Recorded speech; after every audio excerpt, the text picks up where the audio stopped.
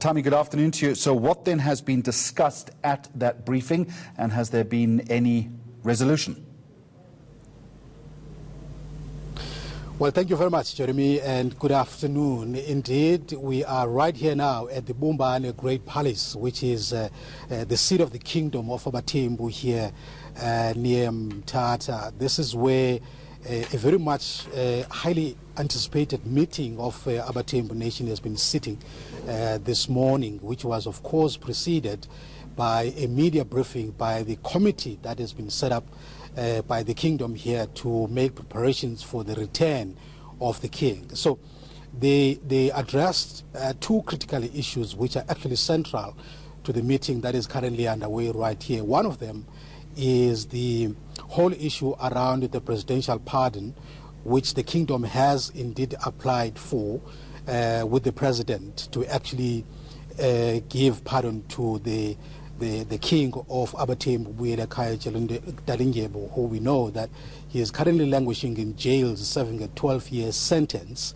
So they have made that application, but out of that has arisen two critical points. One is that there's now a claim that is going around that the kingdom has actually put an ultimatum to the president to do this before the 8th of May, which is next week, Wednesday, failing which the entire kingdom will influence masses of people who reside within this kingdom not to vote on the 8th of May if that doesn't happen. So they were trying to address that particular issue, but also to clarify as to whether they will indeed vote.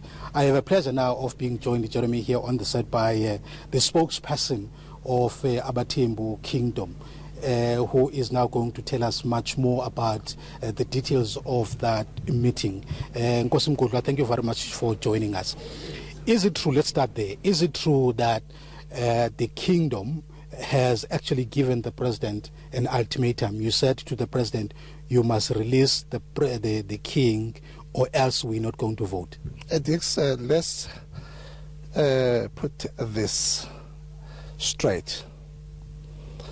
We as the kingdom of AbaThembu, there's no ultimatum which we have given to the president. On the 8th of this month, that is next week on Wednesday, we do urge all the Thembus that on that day, all of us, we go and vote. And we distance as a kingdom that people must not go to vote. They do have a constitutional right. It's not a privilege, it's a right. People must go and vote on the 8th of this month. Whether the king is released before then or not?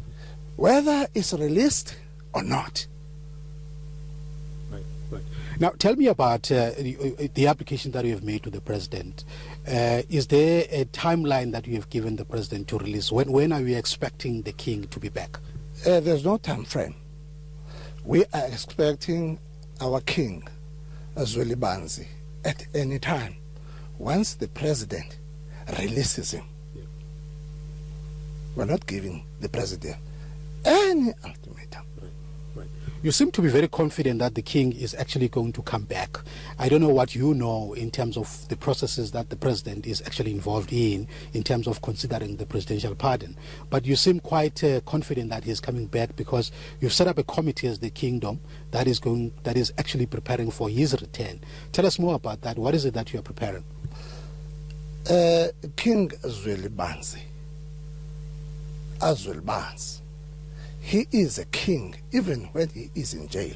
That is number one. Number two, when he comes back, he is going to take over the throne as our king until he dies.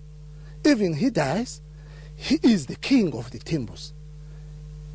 When we address King Jongihlanga, we're not saying that Jongihlanga, we're saying the king, we say King Jongihlanga, the king of AbaThembu. When he comes back, he is going to take over the throne from his son. His son is acting on his behalf. There's no problem on that. Okay. Thank you very much. Thank you so much. Right. We urge everybody that on the 8th of May to go and vote for the government which is going to govern us tomorrow. Thank you so much. All right, thank you very much, sir. All right, that's the spokesperson, Jeremy, of the AbaThembu Kingdom here, Chief Mgulwa, explaining what is actually quite critical to actually the kingdom to explain its position about whether they are in fact encouraging people within this kingdom to go and vote on Wednesday. It's important because if you remember the context here is that the rural vote is quite very critical for many political parties, more so the African National Congress. That as you know, that the ANC is facing some backlash now in many urban areas, if you judge by what happened during the local government elections in some metros around the country. And so the rural vote becomes very critical for the African National Congress. And so if it loses the support of the traditional leaders in these parts of the country here in the Eastern Cape, that could actually deal a major blow to the ANC in terms of the electoral support that it is hoping for. So that's why they're making this explanation that they are in fact not giving the president any ultimatum, and they are not discouraging people from voting next week, Wednesday. Tommy Dixon, excuse my cynicism when it comes to this, though, but a little earlier there was it was emphatic that a deadline had been given to President Ramaphosa, who then turned around and said that he would not bow to any sort of pressure. The process had to work its way through. Having said that, though, we have to assume, given what appears to be an about turn by the AbaThembu, that there's been some back-channel political deal-making going on here. Well, you could look at it that way, Jeremy, but the context here is very important, and that is that the Eastern Cape has got probably about 5 kingdoms in the entire province of the Eastern Cape. There could be more, I'm not quite sure exactly about the number.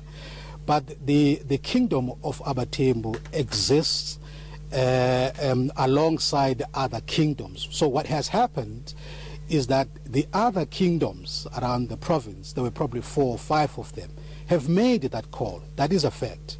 They've made that call to say that the president must in fact release the king, and they made that ultimatum, they've made that deadline that the president must release the king, otherwise they will influence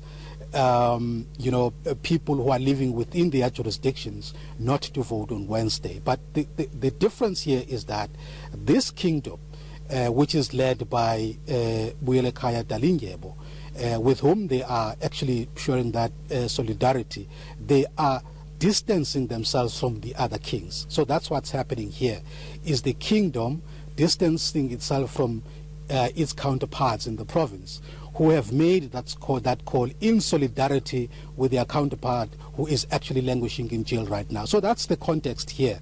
So it's actually quite important for them to make that clarification, because it may also jeopardize even their own chances in terms of what the president is busy with, in terms of him considering the presidential pardon that they have applied for. Jeremy? All right, Tommy Dixon, thank you very much.